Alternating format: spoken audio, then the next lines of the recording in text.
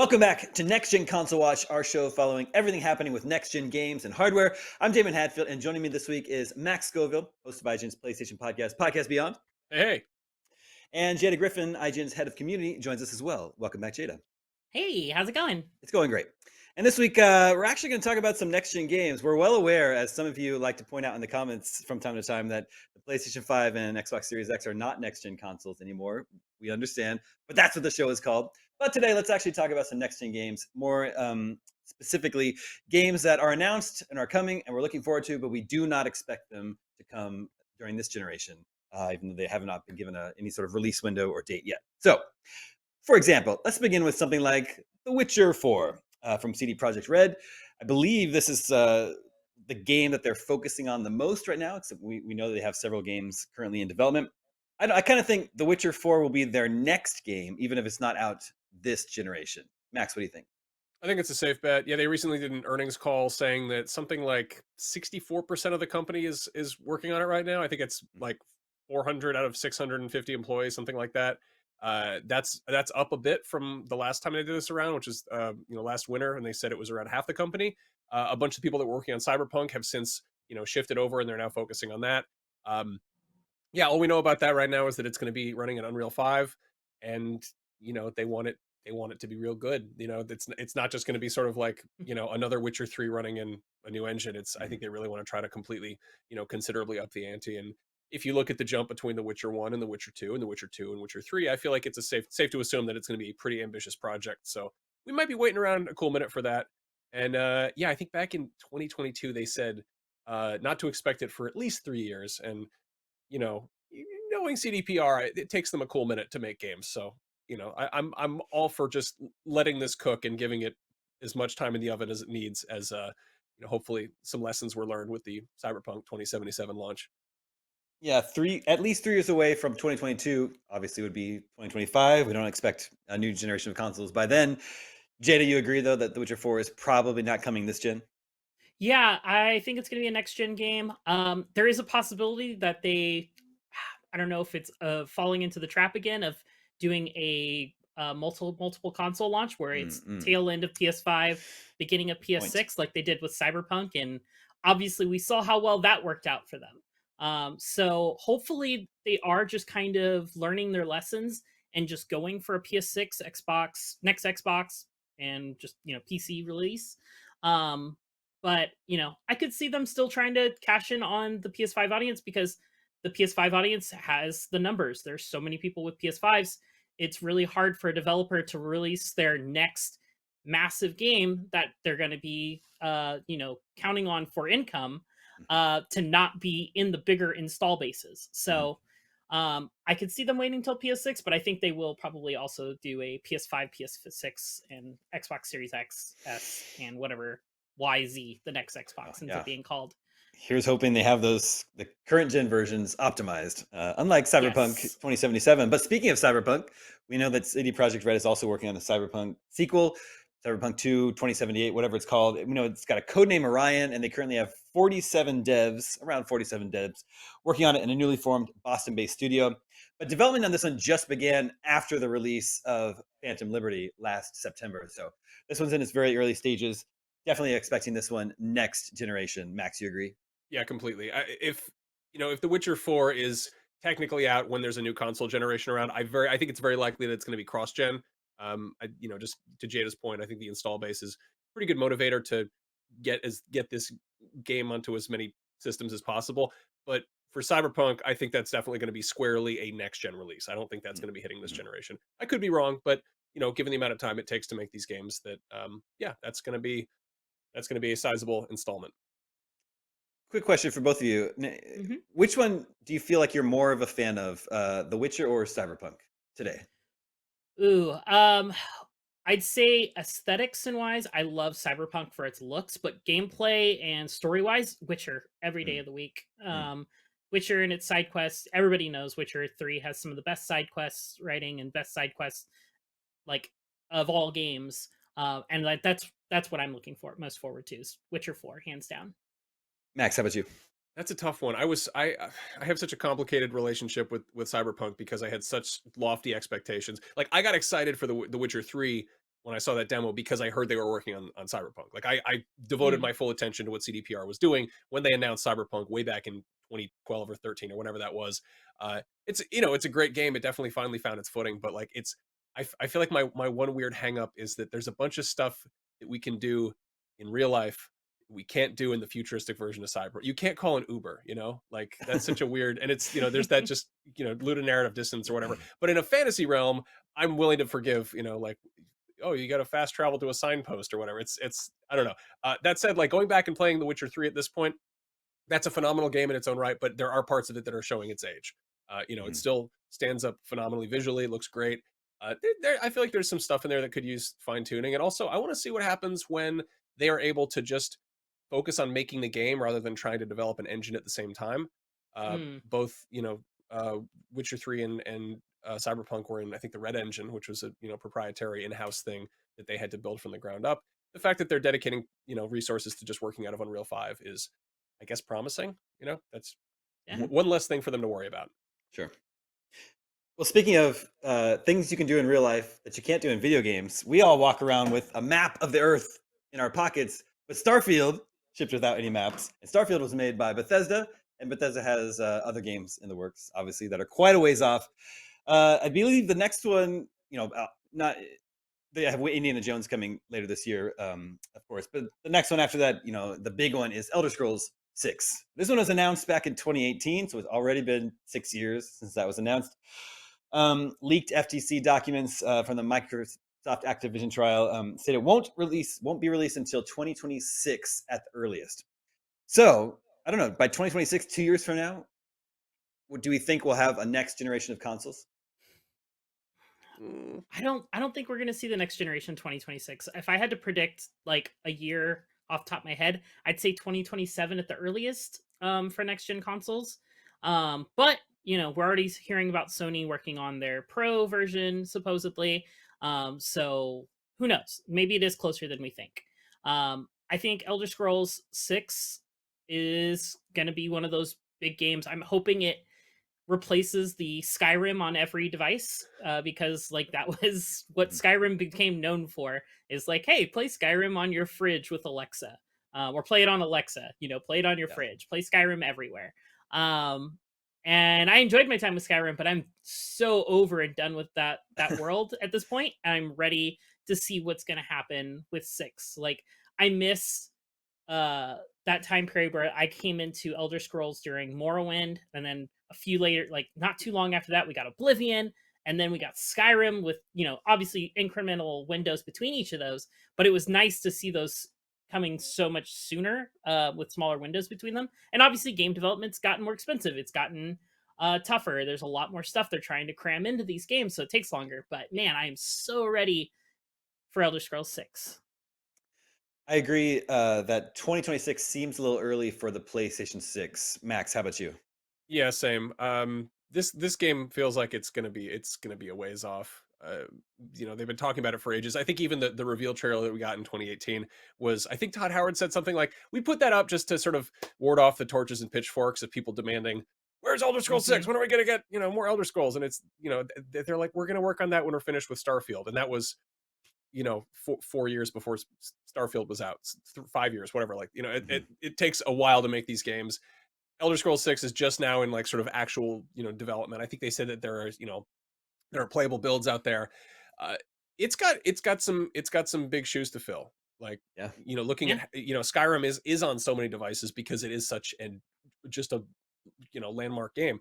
That I feel like that and GTA 5 both set such ridiculously high bars that doing a 6th installment is going to be tricky. It's going to be hard. It's going to be hard to top that. I could see this being a tail end of this generation kind of thing. I could also see Microsoft leaning heavily on using using Skyrim's revenge as as a Xbox Series Y launch title or what have you. I mean, the good news is if they keep going with their smart delivery like they've done with the Xbox Series X and Xbox Series S, like hopefully that'll be less of an issue when it comes to Elder Scrolls 6. And of course, also Bethesda will have Fallout 5 at some point, but I believe Todd Howard has confirmed that's the project after Elder Scrolls 6. So Yeah, it's gonna be a while for that one. Although we're coming up next year, I think will be 10 years since the release of Fallout 4. So there's gonna be a huge Don't gap. tell me. Don't tell I'm me it's been 10 years since Fallout 4, Damon. I'm pretty sure it's That's 2015 that oh Fallout my 4 was out. goodness. So That is yeah, so long ago. I know. It's hard.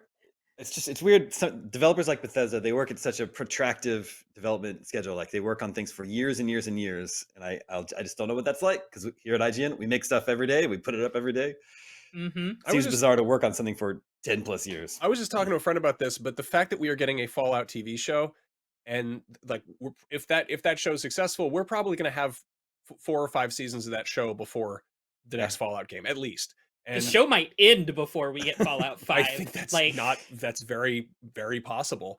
And I don't mean like end in a bad way. Like I think it might just run the course of what the story they want to tell and just be done. Which is sort of a testament to exactly how long it takes to make video games, especially on the scale that Bethesda works on. I mean, Todd Howard has said, I think offhandedly, that Fallout 5 is probably going to be his last game. Is in a formal, sort of full on creative director capacity. But I can't help but wonder, are we going to see Microsoft license out Fallout? Like obviously that is a Bethesda. That's Bethesda's baby. That's one of their babies. It's that and Elder Scrolls are the crown jewels of their library or whatever.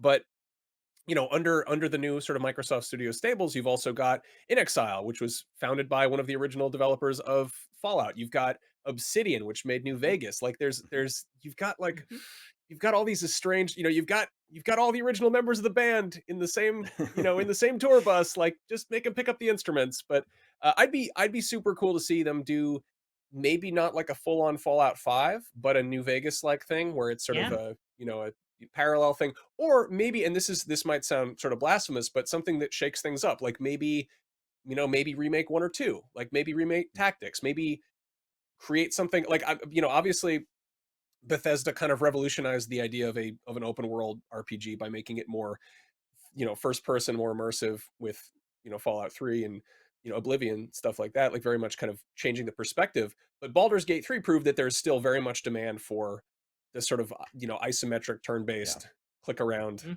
CRPG. Yeah, it's true. Okay, switching things up with more of a Sony focus, we've got Fizzant, codename Fizzant from Hideo Kojima. This is going to be his return to the stealth action espionage genre he popularized with Metal Gear Solid. But we also know he's got Death Stranding 2 coming next year, and then OD for Xbox, which presumably will come after that, maybe a year or two later. So Fizzant is a little bit of a ways off. They are partnering with Sony on this one. What do we think? Is there any sort of possibility this might be a PlayStation 6 launch title? I think this is the only thing on this list that is specifically has been referred to as a next gen game. Like I think this is going to be a PS6 launch title.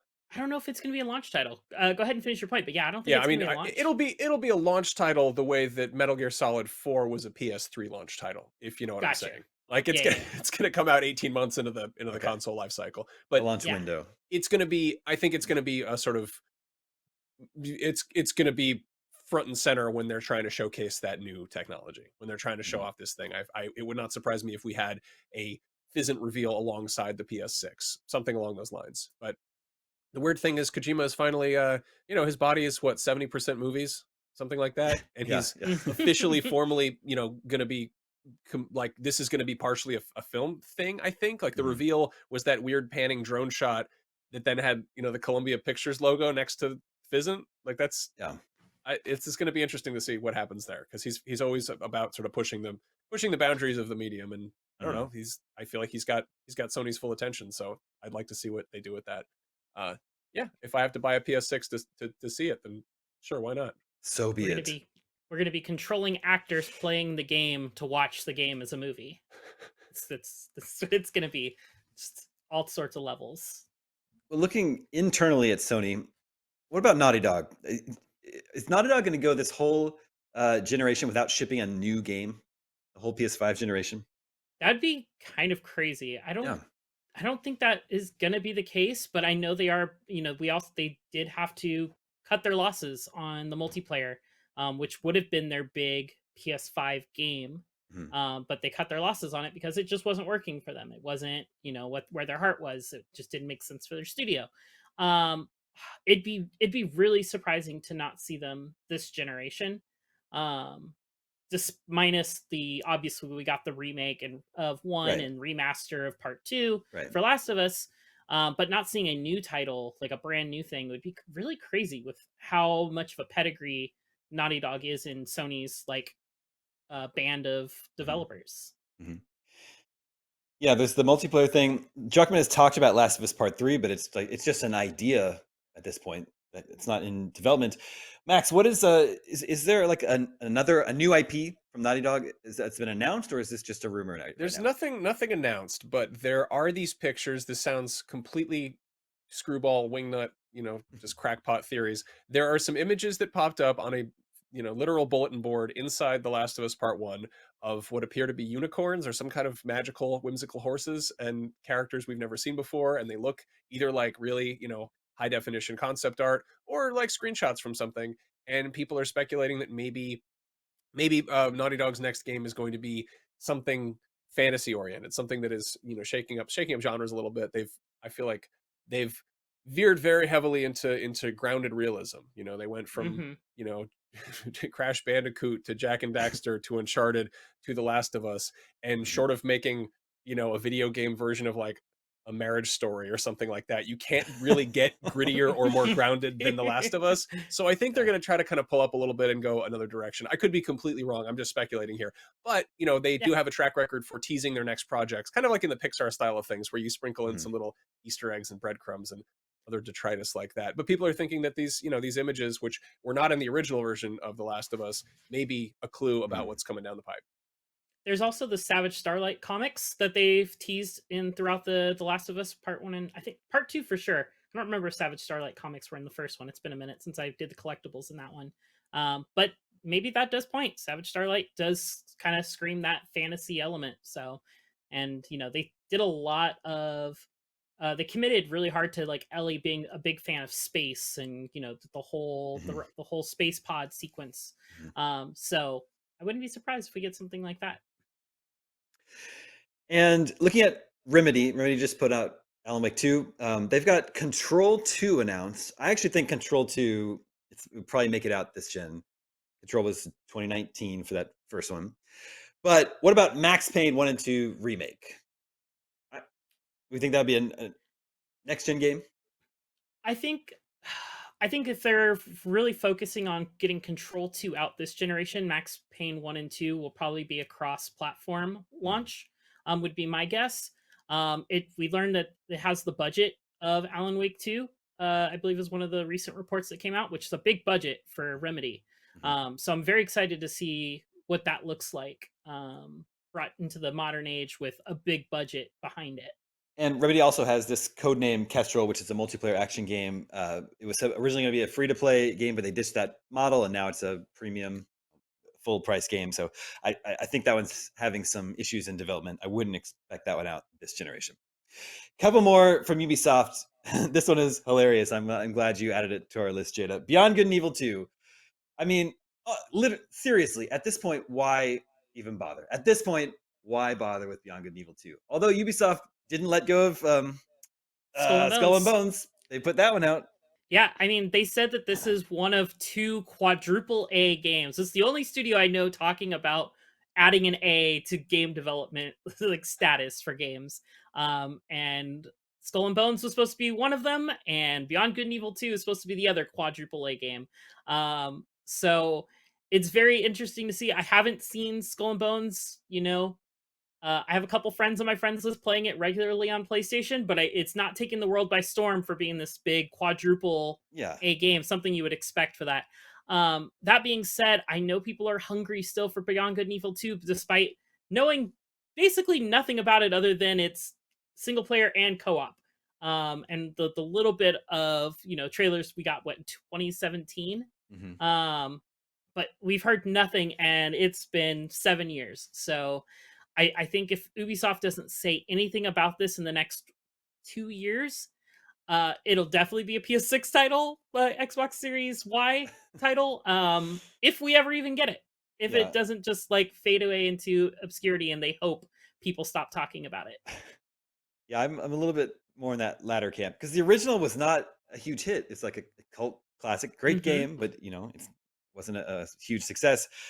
To announce a sequel to that game more than a decade later, and then keep people waiting on it with no news for almost a decade after that, it's like, what are we even doing here? Although Ubisoft has had problems recently with getting games out the door. Max, will Beyond Good and Evil 2 ever come out? No. I don't think so. I'm very skeptical. We saw a really cool tech demo of this in action, which it felt like, I want to say it was the same year as No Man's Sky, or it was something along those lines, where it was one of those demos where, you know, somebody walks on a spaceship and it takes off and it flies into space and it goes to another planet and lands, and you're just like, holy hell, how big is this game? But it, you know, of Mhm. course, that had the aesthetics of a, you know, triple A, quadruple A. You know, if you keep adding A's to the production value of a game, eventually it's just a scream. It's just gaming. Yeah, I don't know. I don't see this ever coming out. It seems like even more of a sunken cost than, you know, Skull and Bones. Skull and Bones was at the very least hinging off of an immensely successful mechanic in, you know, Assassin's Creed Black Flag.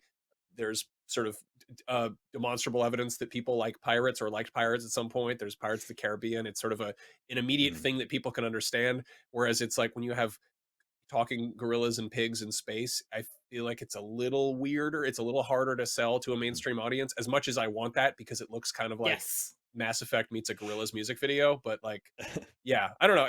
I'm not saying this because I don't want it. I think it looks cool. Sure. But again, it hinges on what was effectively, a cult classic game, and they've clearly spent a lot of money, you know, if not making the game, making stuff attached to it, whether it's CGI trailers or tech demos, or, I mean, there was that whole thing where they partnered with Joseph Gordon-Levitt's Exactly. like Mhm. crowdsourcing soundtrack graffiti sharing hub, whatever that was. It's a, yeah, I don't know. This is such a bizarre project, and I've been sort of quietly sitting here watching it develop my entire career, and I don't think it's ever actually going to happen, but I would love to be proven wrong. Well, another Ubisoft game I do hope actually makes it out is the Splinter Cell remake, the original Splinter Cell. It's just that they've been really quiet on that one. Some concept art was shared in November of 2022, and that was our last update, a year and a half ago. Jada, what's your gut say on this? This gen or next gen for the Splinter Cell remake? I looking at the other stuff that Ubisoft is currently working on, I think it's going to be this gen. I think it's going to be very end of PS5, Xbox Series X lifespan for them to get it out the door. So, but I'm still not expecting this one till 2026 at the earliest. Mhm. At this point, and you know what? We need Splinter Cell back. I love it's my I favorite. agree. It's my favorite stealth series. Like I spent so many hours playing Chaos Theory back in the day and Conviction, and I just I need him back. I need Splinter Cell back. Yeah, I agree. I love Splinter Cell. I would love to return. I'd love a remake of the original. And it seems like it should be a manageable scope to remake. Like it should be on the same scope of like Dead Space. Like it's not a huge Yeah. sprawling RPG. It's not Final Fantasy VII. I think Fairly that more the issue is modest that they're themselves. retooling the story entirely because it hinges so much on real world Mm, politics. mm, Mm. They have to completely kind of gut it and reinvent yeah, it. You know, it's, which is a sort of a weird moving target. Reminded me of another stealth, theoretically, game. There's the Hitman teams. There's IO Interactive's Project 007. oof, Oh which yeah. I that one. I could see that being a next gen thing at this point. Yeah, if that's even a thing that eventually comes out. Yeah, because they've been quiet on that one for a long time. Okay, that's a look at some games we are definitely looking forward to for the most part, but just not expecting them anytime soon. Probably not in this generation. Last episode, we were talking about this rumored Xbox handheld that Microsoft is supposedly working on. We asked you, would you buy the IGN audience? Would you buy a handheld Xbox? We got the results of our poll. 57% of you said no, thank you, not interested in a portable Xbox, which is a little bit surprising to me because on this show and our other shows here, everyone seemed to agree internally at IGN that a portable Xbox sounds pretty cool. Max, Jada, would it be does it surprise you to hear that 57% of our audience at least claim they wouldn't want a handheld Xbox? As somebody who's in the comments every day, I'm not surprised by that result. Um, but I will say that I think some of them are maybe just I don't know. I think they're Voting hiding their their true feelings. I think they're hiding Yeah, their true feelings. I think more people than this poll says would get one. I agree. I don't put nearly enough time into my Xbox. But I would love to have it on the portable and be able to play some Game Pass stuff while traveling. Especially if it was a little bit more form fitting for my hands, like on a plane. Like I was on traveling with my Switch a couple weeks ago, and I was like, man, I am starting to cramp on the Switch, and because I forgot to bring my wider controllers for when I'm playing in handheld. But so if Xbox can do that, I'm all in. Yeah, I think that people not wanting to, people saying they don't want one, that's because one has not been announced and marketed to them. I think the second Microsoft reveals something like this, a lot of people are going to, kind of go, ooh, that's actually kind of cool. And again, I'm sure some people would prefer to have the opposite of a handheld portable Xbox, which is an Xbox that is so big it requires several friends or a dolly to move it. I think they need to make something at least 4 or 5 times the size of the Series X, just the biggest console ever. They've done it before. They can do it again. They gotta knock Sony out of first place and just make something size of a boogie board. Let's see it. They just combine it with the mini fridge, and then that's how it keeps the cooling. You just get a console with little wheels on the bottom, like a big suitcase. Yeah, like a little bar cart. You move around your living room. All right, here's a poll for you to vote on for next episode. Which of these games we discussed today do you think will be out first? Witcher 4, Elder Scrolls 6, Fizzant, something new from Naughty Dog. Make sure to vote at IGN.com the day this episode goes live. We'll share the results with you next episode, and that's going to do it for this edition of Next Gen Console Watch. Thank you to both Jada and Max. Thank you to Tom and Mariah working behind the scenes to make this episode possible. My name is Daemon. We'll be back next week with all the latest Next Gen games and hardware. We'll see you then.